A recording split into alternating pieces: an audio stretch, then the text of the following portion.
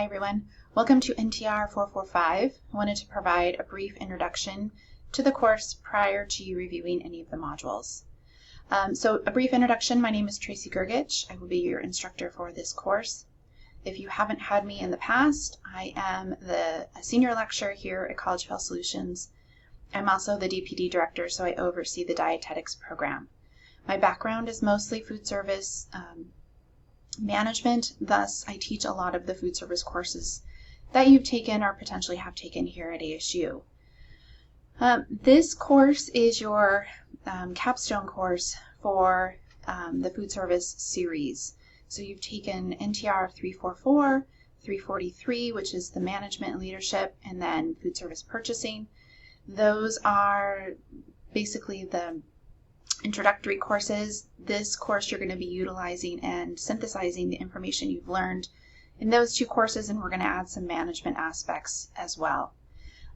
There is a large project due at the end of this semester. I realize this is a short 7.5-week class, so that means you should start working on that project now. The information is listed in the first module, so you need to review the requirements of the project and get started on it, sooner than later.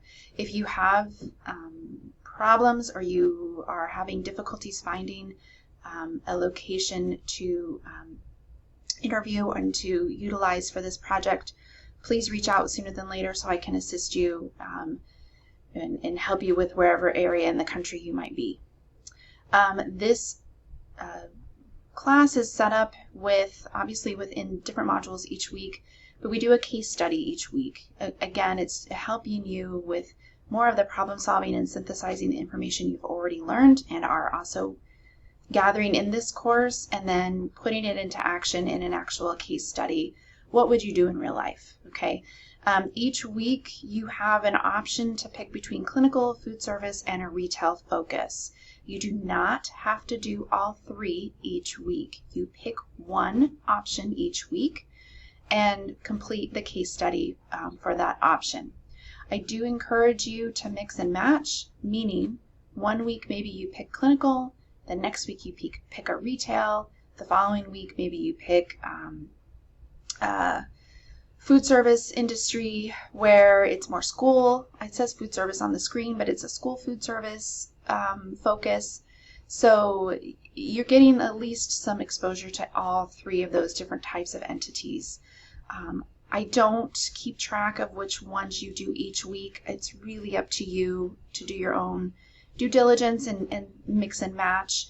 You're going to get the most out of this class if you do a variety of them and not pick just retail or just clinical or just school food. Okay, so it's up to you, but I would encourage you to do a mix of all three.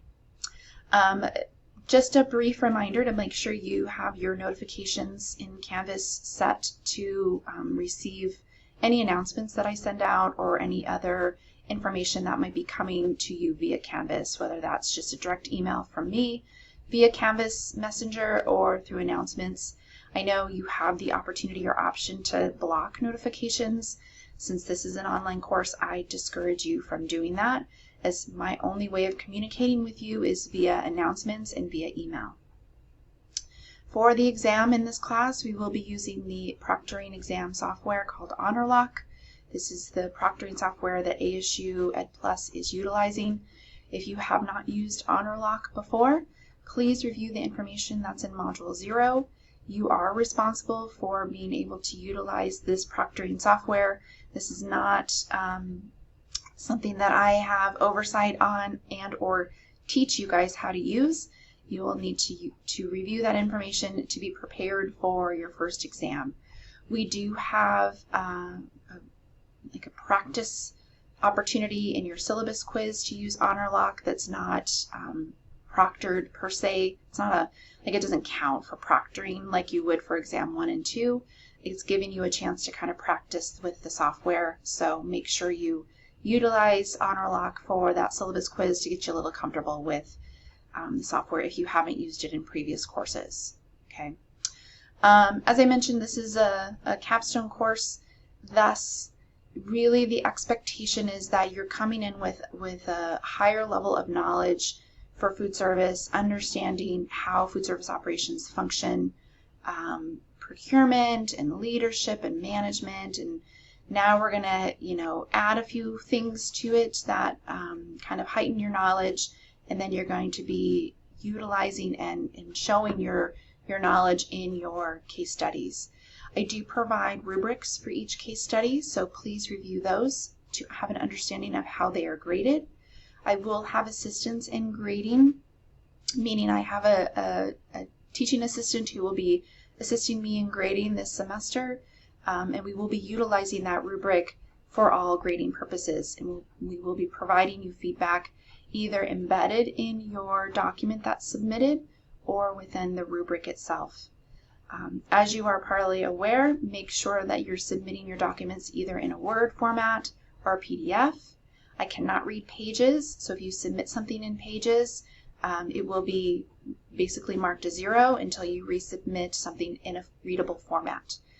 So please make sure you follow, those standard rules. If you have questions or concerns or issues that arise during the session, please email me directly. My email address is listed on the screen. I try to do my best in getting back to you within 24 hours at the latest. Oftentimes it's sooner than that, but if it's over a weekend, it may take me a full 24 hours to respond to you. So if you're having problems with completing an assignment, you get ill, or you're taking care of somebody who is ill, please reach out. I'm happy to work with you on deadlines, but I need to know. If you don't communicate with me, I can't help you or assist you. So with that, head on over to Module 0, which is probably where you're viewing this video. Make sure you review the rest of this module, go over the honor lock stuff, and then you're welcome to start all of the information. I do open all the modules, by the way, so you can work ahead if need be. I don't grade early, so I don't grade things that are due in 2 or 3 weeks or a month out. I only grade after the items are due, FYI. So if you want to work ahead, that's great. Just know that you're not going to receive feedback early. Okay? All right. Best of luck, and look forward to working with you guys this semester. Take care.